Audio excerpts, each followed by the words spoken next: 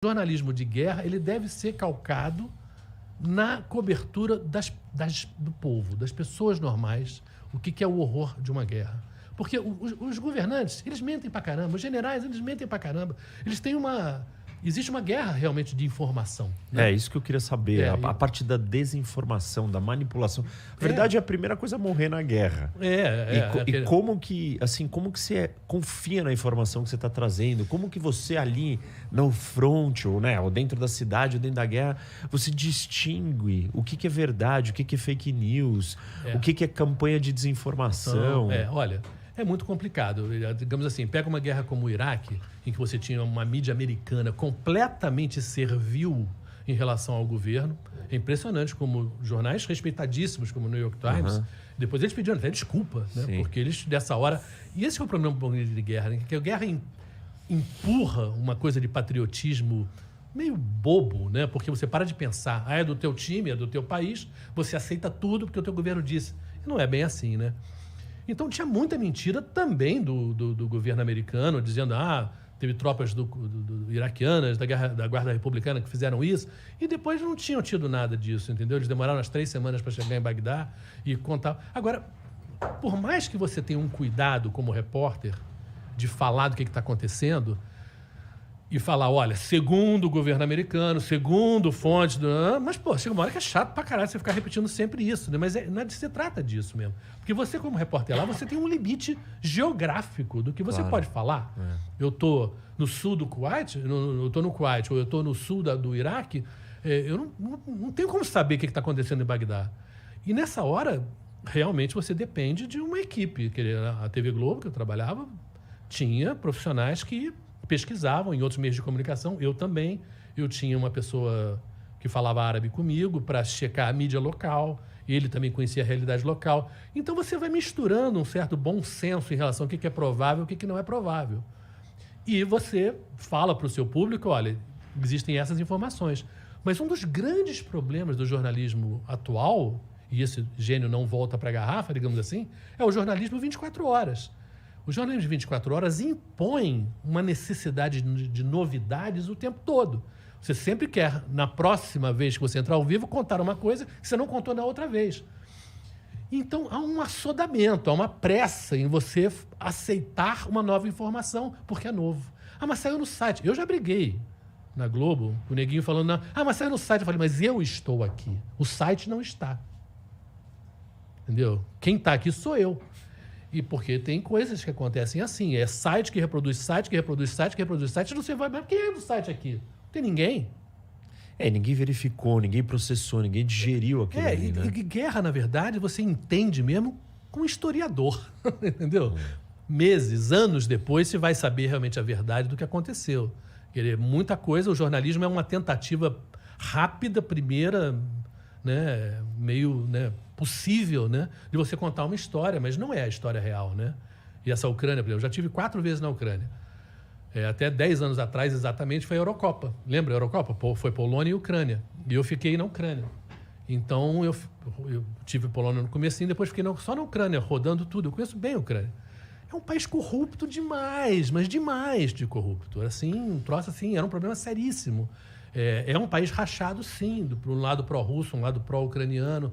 Existe, sim, uma história de extrema-direita nazista no oeste, né? Tem um cara chamado Stepan Bandeira, que tem estátua do sujeito. O cara matou judeu pra caramba, matou gente pra caramba. O cara era horroroso, mas era um cara nacionalista. Então, para muita gente ucraniana, esse cara é um herói. Então, quando o Putin dá essa carteirada de que estamos desnazificando, tem uma raiz, lá atrás tem uma coisa de razão. O principal grupo militar hoje na Ucrânia, chamado Batalhão Azov, é um batalhão que começou com esse pessoal de extrema-direita, sim. Hoje se ampliou, mas é de extrema-direita. Outra coisa da Ucrânia que é interior, eu fui à Casa do Caralho. O que é a Casa do Caralho? Essa história é boa. O primeiro cara no mundo a desenvolver a noção de você ir para o espaço foi um ucraniano, que se chamava Sergei Karalyov. Claro que eu não podia falar Karalyov. Em russo se escreve K-O-R-O-L-E-V. Mas em russo, o som A letra O, quando ela não é tônica, ela vira A. Então, meu nome em russo é Marcas, porque o tônico não está no O. Então, então é isso. E você fala russo, né, Marcos? Hoje meu russo é muito ruinzinho, mas eu aprendi russo e me virava bem, consegui me virar, porque eu comecei a estudar em 88, já faz... Depois eu quero entrar nessa história das línguas, mas continua aí, depois a gente...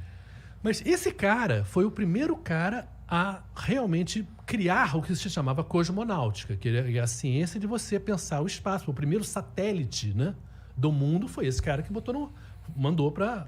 Era a União Soviética na época. Depois do primeiro cachorrinho, que foi ao espaço. Depois o primeiro homem, o Gagarin. Depois a primeira mulher, a Valentina Tereshkova. Esse cara. Os americanos entraram depois. Então, hoje, o nosso celular, o GPS, é esse cara.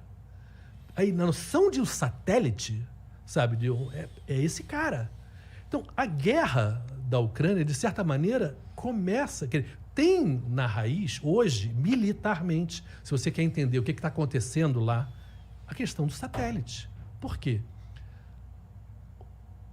Teve um turco que foi para os Estados Unidos estudar e desenvolveu uns drones fantásticos. Chama Baraktar. Esse cara casou com a filha do Erdogan e conseguiu criar a indústria de drone na Turquia. Agora, o drone é muito barato. Existem drones, desde drones que a gente usa aqui, tem drones militares também, é como se fosse uma coisa que explode o drone no lugar, como se fosse uma bomba junto com o drone, até drones mais sofisticados, mas que são milhares de dólares, $30 mil, $40 mil. O que esse drone faz? Ele bombardeia e filma que bombardeou e destruiu o teu tanque.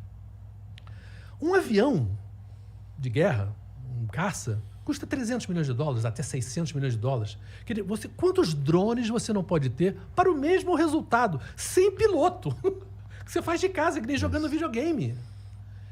Então, a Ucrânia recebeu muitos desses drones da Turquia, que tinham sido testados e muito bem na guerra agora do Azerbaijão com a Armênia, em Nagorno-Karabakh, que é fantástico, e você ganha a guerra militar e a da propaganda, porque você filma o que você faz também.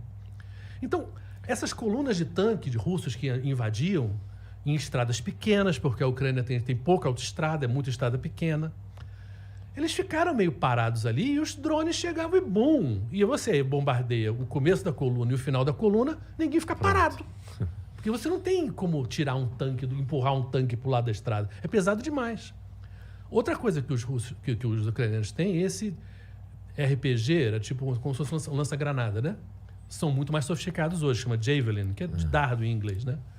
Agora, além disso, dessa bazucona que destrói tanque, eles têm, esses Javelins, eles têm visão noturna. Visão noturna ainda é uma coisa que os exércitos russos não têm muito. Então, o ucraniano vê o russo de muito mais longe, a mais de 1 quilômetro de visão noturna. Então, você tem a capacidade de você, com gente, até porque você é de lá, você conhece o terreno, você conhece geograficamente como é que funciona, você fazer grupos de pessoas, de soldados que fazem emboscadas para esses tanques. E os russos têm esse erro que eles não vão muito com infantaria, então eles não têm outro. E se você pensar, imagina você dentro de um tanque. A tua visão num tanque é muito pequena, é muito quadrada, é como se você, sabe, aquele antolhos de cavalo. Uhum. Então, se a pessoa entra pelo teu lado, você demora para ver. Se você tivesse uma pessoa andando ali, te veria logo que tinha um grupo de caras te atacando. Mas se você está no tanque, você não vê. Então, isso ajudou. E você tem uma outra coisa que é sniper, né? Sniper, sabe o que é sniper? Assim, sabe de onde vem? Você sabe de onde vem? Sniper era um passarinho que existia na Índia. É um passarinho que voava de uma maneira muito... sem um voo meio errático, assim. Então, você matar esse passarinho, você tinha que ser bom pra caralho dando tiro. Então, esses caras, na época do Império Britânico ainda, etc. tal, eram chamados de snipers, porque o cara atirava pra cacete. E ficou esse nome. Hoje, os rifles são tão sofisticados que o recorde mundial é de 3,5 km de distância. De distância, de um canadense que matou um cara do ISIS a essa distância. A Avenida Paulista tem 2,8 km. Então, se você imaginar que você, numa ponta da Avenida Paulista, você mata um cara na outra ponta, Claro que isso não é o normal, é um puta de um tiro, né? O recorde anterior desse cara era 2.600, uma coisa assim. Mas 1 quilômetro e pouco você mata. Então, um sniper bom, ele impede o avanço de um batalhão de pessoas, porque o cara tá vendo todo mundo andando a uma distância que você nem sabe onde é que o cara tá. Então, a guerra mudou demais. Então, por isso que a ideia de que a Rússia podia chegar e arrasar não vingou em termos de conquistar território. Claro que ela sobrou o quê? Artilharia. Isso eles têm. Por isso que eles estão arrasando as cidades todas, entendeu? Porque é o que dá para fazer. Mas, assim, avançar militarmente é muito complicado porque a tecnologia mudou. Porque e, além disso, você tem 24 horas por dia todo o Ocidente provendo o governo ucraniano das informações dos movimentos das tropas russas através do quê? Do satélite, do Karalyov. Entendeu? Então, você vê, tudo é meio redondo. A história, né, vai lá atrás. E esse cara, o Karalyov, ele foi preso. O Stalin era paranoico, né? Ele, durante a Segunda Guerra Mundial, ele ficou trabalhando preso num campo de prisioneiros. O caralho? Do caralho. Tava lá numa merda lá.